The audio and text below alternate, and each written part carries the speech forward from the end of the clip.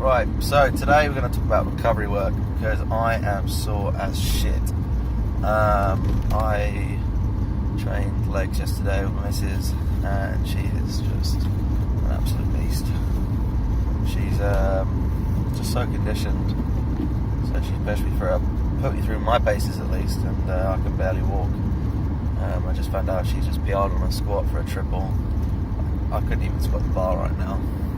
So I thought, recovery, what should I be doing? So, protein intake, 1 gram per pound of body weight as a rule. Anything more could be point of diminishing returns, at most 1.2. There's a lot of recent studies come out, and basically it's just not as much protein as people used to think it was back in the day. Reading Flex Mag, it was 2-3 grams per pound. It was crazy, per kilo, sorry. It's just changed quite a lot. But anyway, a gram per pound of body weight should be enough. Even a gram per pound of lean body weight. That's your first protocol.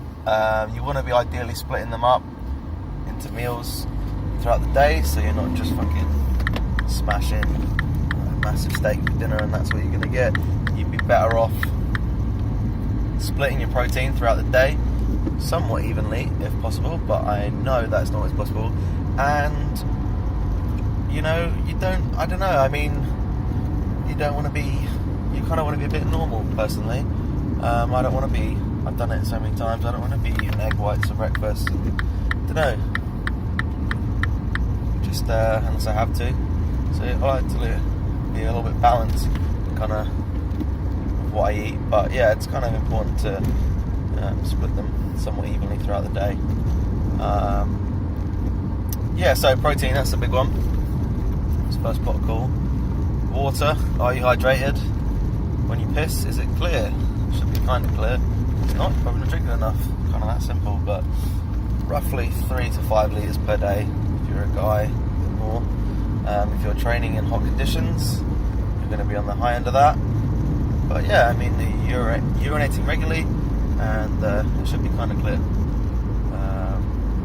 Sleep. Are you getting over 6 hours of sleep a night? If possible. I know people have a lot of jobs and lots of things. Me too. But sleep is very important. And not just sleep, not just amount of sleep, but quality of sleep is very important.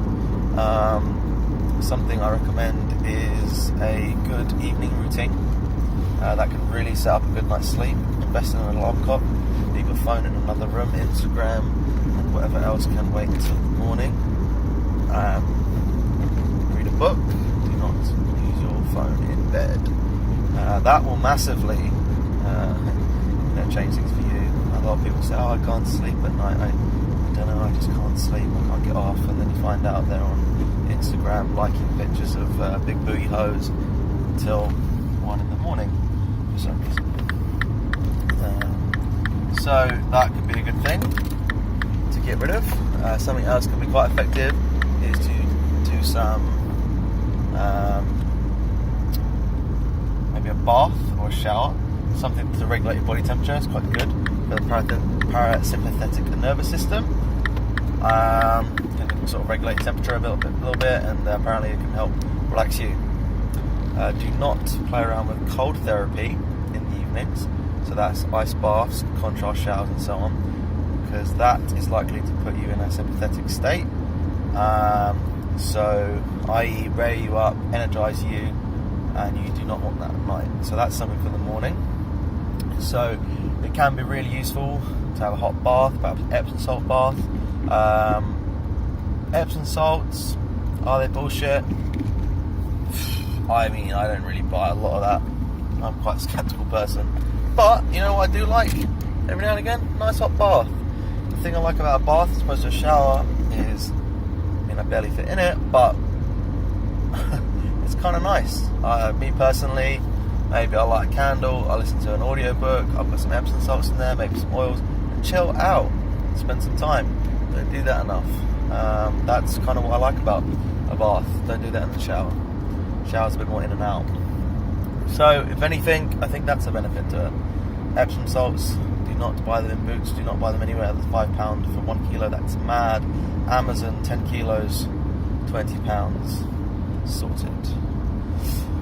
Anyway, so that could be quite effective.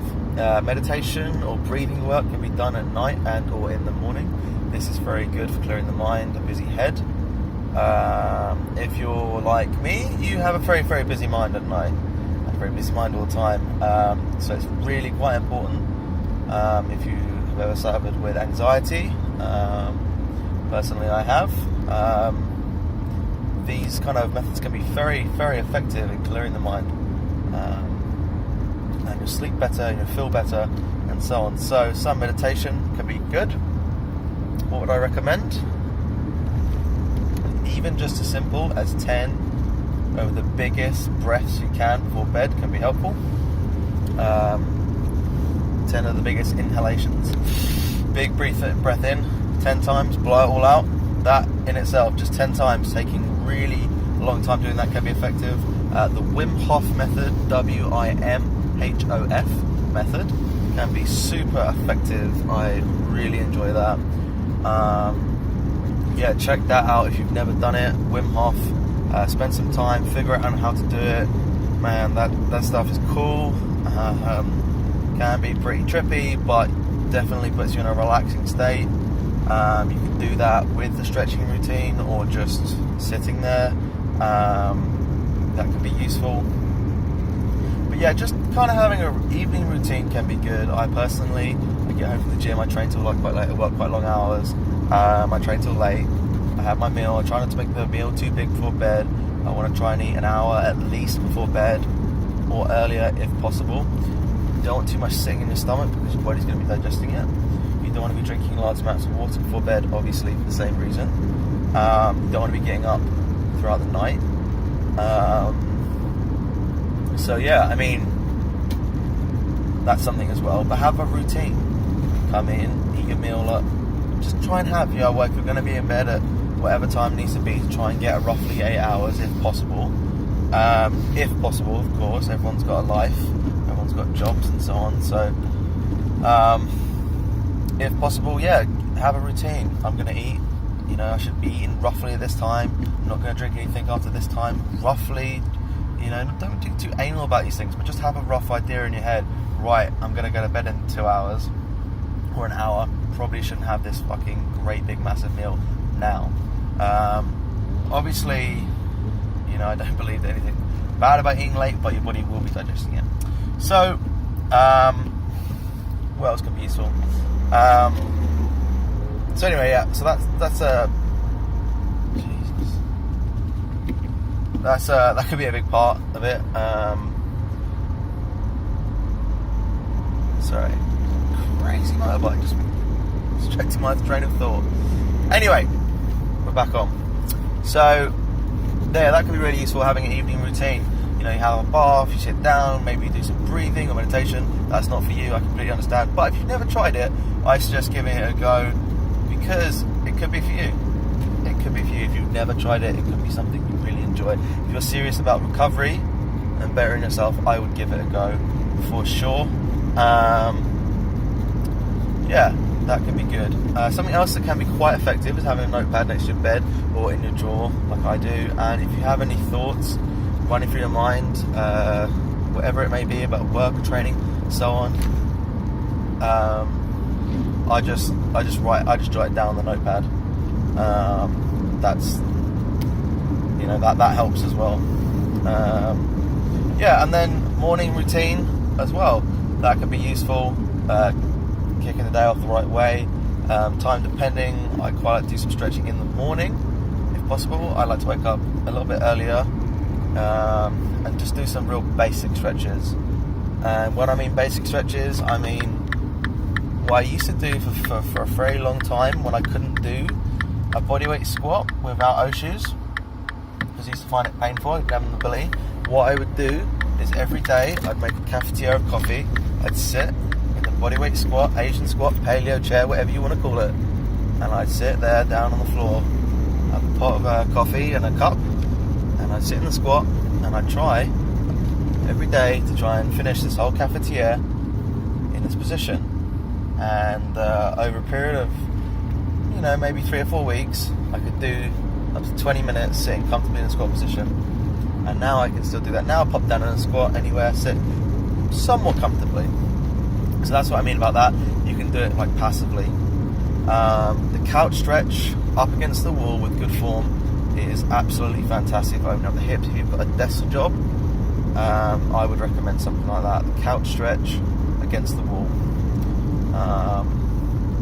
I like to put a pillow against the wall with my foot, because it really hurts my foot, and I try and do 2 minutes aside. So you could do a simple routine like that. I really like some movement. Yoga is good as well. So ROMWOD is like £7-8 a month, or maybe more. I've used that for a period of time,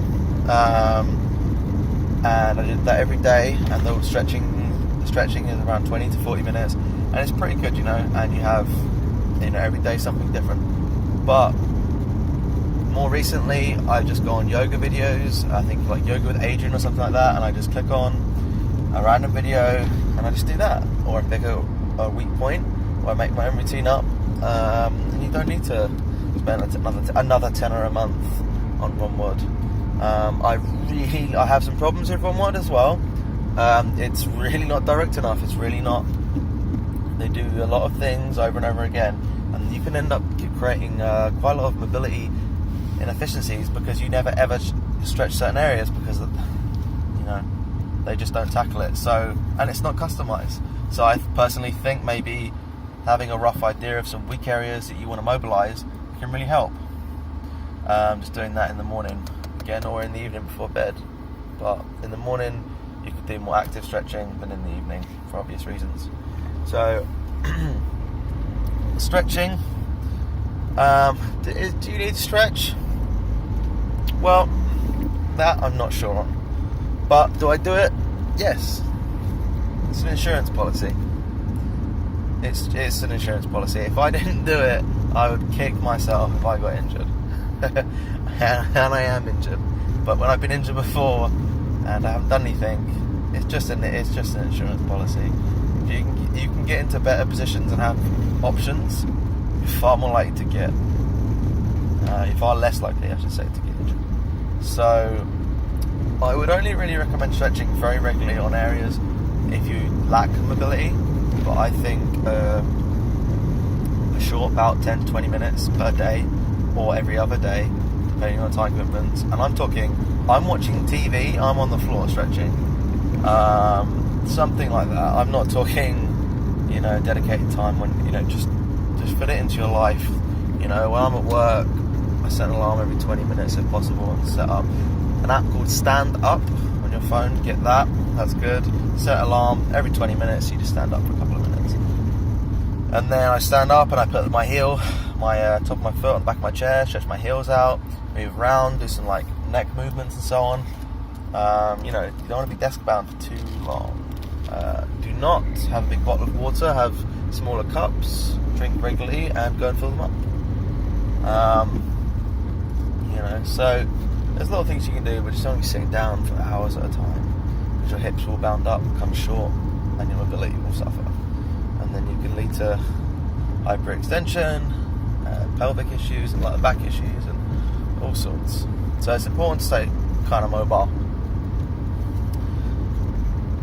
So soft tissue work, how often do you do that?